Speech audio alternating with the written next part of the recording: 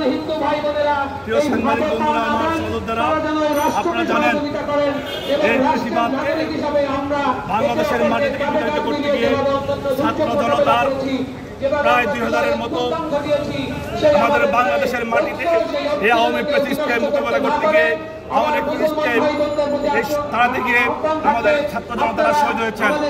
সেই শহীদদের রক্তের দাগ বাংলাদেশের এই ঢাকা শহর সহ সকল রাস্তার অলিতে গলিতে এখনো বিদ্যমান। এখনো শুকায় নেই।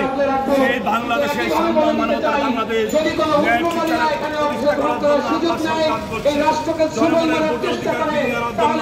আমরা জাতীয়তাবাদী আদর্শের নেতৃবৃন্দ, নেতৃবৃন্দ, আইনজীবী নেতৃবৃন্দের সাথে সংযোগ করে আমরা ঐক্যবদ্ধভাবে প্রতিবাদী মোকাবেলা করে পরবর্তীতে এই সরকারকে সহায়তা করে যাচ্ছি।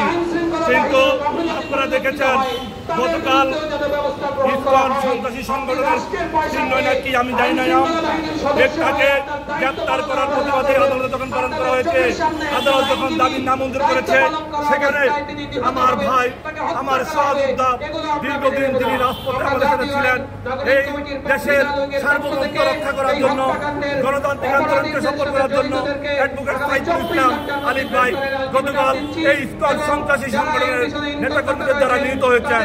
আমরা আমার সেই শহীদ ভাইয়ের আত্মার মাগফিরাত কামনা করছি।